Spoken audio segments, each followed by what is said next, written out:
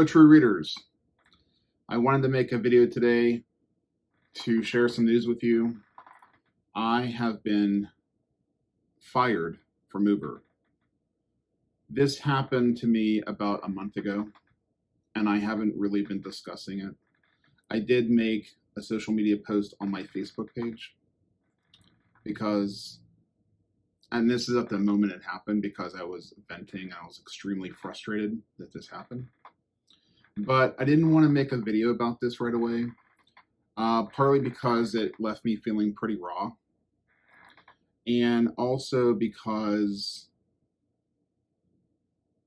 I wanted to make sure my thoughts were together before delving into the situation. And this video is probably going to be edited and clipped together with different thoughts. So just so you know, if you see crop marks in this video, that'll be why.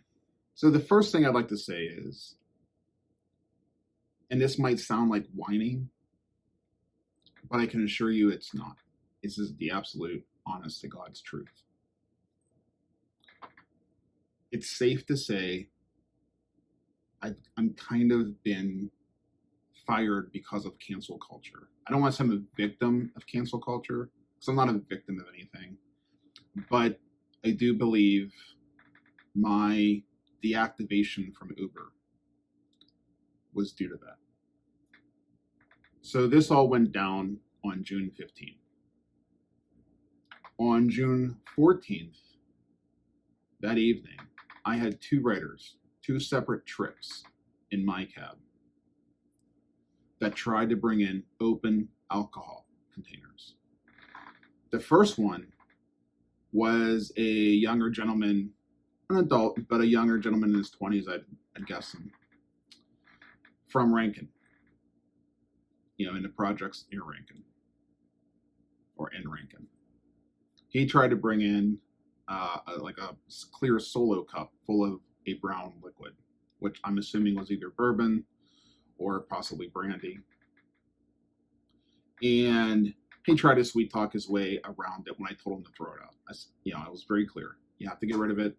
In Pennsylvania, open container alcohol is illegal in a passenger vehicle. My car is not a limousine service. There's no legal reality to ride share being in the same league as limousines. It's in the same league as any personal passenger vehicle. So therefore, open alcohol is not permitted. It doesn't matter that I have a plastic shield dividing the backseat from the front seat. It doesn't matter that I have the Uber app on display. If I were to be pulled over for any reason and a police officer would see that, I get the DUI. It doesn't matter if my lips haven't touched alcohol. None of this matters. So he tried to sweet talk his way through it. I explained it to him that I'm not going to take him with the alcohol. He then decided to step outside the vehicle, drink all the alcohol quickly, which probably wasn't a wise idea. And then he dumped the cup and got back in. And then I proceeded to take him to, I think he said it was his girlfriend's house to visit her. And on that route, we laughed and we joked about things and we talked about the world and society and how this is a problem. He was a little frustrated that he couldn't take the alcohol, but he was rather jovial about it. Maybe because he just swilled about 3 or 4 ounces of booze. But I left that ride feeling pretty good, that he was happy enough to get the ride to his girlfriend's house, that this wasn't going to be an issue. Later that same evening, in the Shady Side neighborhood of Pittsburgh, I had a woman get in my car who was maybe in her early to mid-30s, dressed in casual business attire, educated, clearly had a few dollars to her name, get in with an open bottle of wine, like as if she was drinking it directly from the bottle. Now I get it, this was a weekday. Maybe she was working all day, visiting a friend, decided to have some drinks, got a little out of control, just decided to start drinking wine right from the bottle. That's fine, that's your business. She tried to bring it in the car. I told her, you can't bring it in the car. Now this time, I was probably a little bit more frustrated because it's the second time in the same evening I've had to tell somebody this. However, I was polite about it. And I said to her, either you get rid of that bottle or you're not going for a ride with me. And she kind of stared at me for a minute as if I wasn't really serious, or that she was trying to calculate what her retaliation could be. So I said it to her again. Please get rid of that bottle or get out of my car. The get out of my car portion of that statement triggered her. So what she did was she opened the passenger side door and dumped the booze out, letting it splash all over the pavement and all over me. And then casually threw the bottle, well, maybe not threw, but laid the bottle in the street so it didn't break.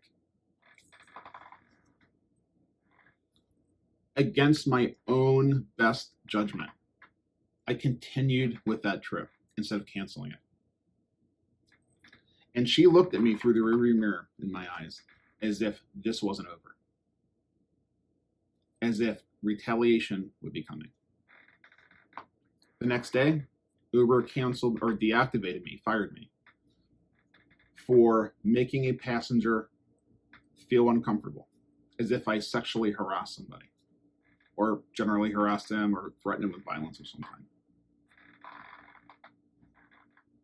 I tried to explain to them. I wrote a letter stating that I had 2 passengers that night that brought in open alcohol, and I had to tell them about it.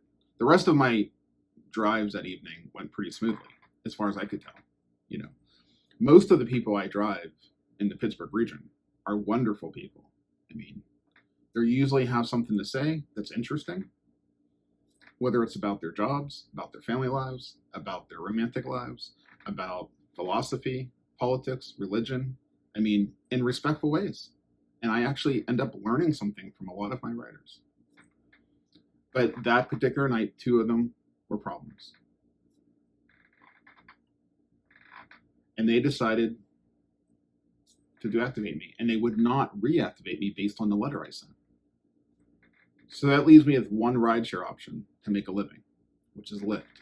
Over the past few weeks of using solely Lyft as my work venue, I've earned a lot less money.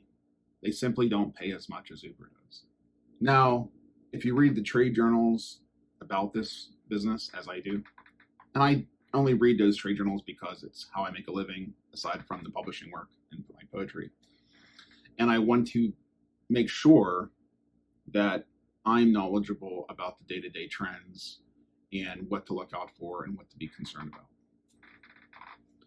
When I read these trade publications, I'm learning that Uber and Lyft are both spending venture capital money hand over fist to try to reinforce their platforms because the pandemic took a lot of drivers off the road. And also, they've been deactivating a lot of drivers for bizarre reasons, and sometimes just canceling them without any real democratic process in place. No one can defend themselves. No one can really argue on their own behalfs. Now, had they even allowed me to do that and offer evidence, I have a dash camera, but it wasn't installed at that moment because it was faulty. The SD card, the micro SD card goes in and it wasn't working. So I haven't had it installed for a while. So I didn't even really have any real evidence other than just my word. And the fact that I had a really high customer rating. I think it was 4.96. And the only reason it wasn't 5.0, a perfect score, was because during the height of the pandemic in the wintertime, I kept the windows cracked. Some people complained about that. And they would give me 4 stars or 3 stars instead of 5. And it kind of bumped my score down just a little. But I also had a ton of really well written reviews. You know, people would take the time out of their day to actually write, wow, this guy's a poet and an Uber driver, and he gave me a poem. And wow, this guy's a really great driver, really careful and kind. So it made me feel really good about myself. That kind of validation we all need in our lives, right? We pretend like we don't. We pretend like we don't need the validation of the mob. And in many ways, I don't want the validation of the mob. But when it comes to my work, especially my publishing work, my poetry, of course, who doesn't appreciate someone saying, I love what you do? So let's go back to the earning potential. So as I said earlier, Uber and Lyft are both spending venture capital money hand over fist as they lose money, as they lose profit, in order to keep their platforms together, to keep them working. And they're under threat by a number of other platforms that are beginning to operate. They're not in Pittsburgh yet, but they're happening. And recently, Tesla, Elon Musk company, had announced they would be releasing a rideshare platform that's only Teslas. And then in New York City, a new cooperatively owned, worker-owned, driver-owned rideshare platform has just come out. And it is taking off like wildfire through Manhattan. So it's only a matter of time before that grows nationwide. So right now, I believe what's happening is Uber is trying to bury everybody else just by spending venture capital money in a way to just kind of like drown out everybody else and get everybody else to use their platform as a rider. I mean, Uber has become the household name for cabbing, right? Even if you order like a Z-Trip cab or a yellow cab or whatever it is, you're going to call it Uber, right? It's a Kleenex of cabbing. And I believe they think that's going to save them, but they're punishing their drivers for no good reason. And quite frankly, I've heard that they're actually punishing their riders by jacking up fares. Now, where Lyft is still a much more reasonable price platform, which is why they don't pay me as well, I guess. I guess Lyft's idea is to spend venture capital money hand over fist, but also keeping their price a little bit lower and paying their drivers a little bit less. But to be honest with you, Lyft's platform isn't super sustainable for me. So thank God I have my publishing platform. I have my Patreon community. I have, which is small, but I also have my paperbacks I sell out of the car to my writers that help me make a living each day. I don't sell a lot of books, but I sell a handful here and there, and it just helps. It just helps a little bit because to make up the deficit where I'm losing money doing the cab work. So we're going to see how this goes. But for now, I'm no longer an Uber driver. I'm a Lyft driver for as long as that'll last. Because again, someone's going to bring open alcohol into that car. And someone's not going to like me telling them to get out. And then they're going to retaliate against me. Because this is the culture that we live in. This is the kind of culture that I believe tech spaces are kind of building within us. They're kind of training us to socialize. They're socializing us into rating systems and into this very canceling type of scenarios where there's very little gray area. It's black and white. Either you are canceled or you're not. Either you obey or you don't, and you're gone. And I have a problem with that. As a poet, I have a problem. As an artist, I have a problem with that.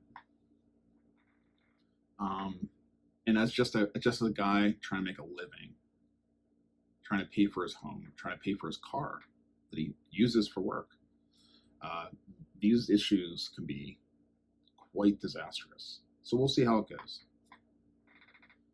In the meantime, I'll be coming back to you with more poetry videos and poems on my Patreon account. I don't have a poem for you today. I'm sorry that I don't, but I will be making more poetry videos coming soon. Okay. Thank you so much. Hang in there, okay? Take care of yourselves. Bye-bye.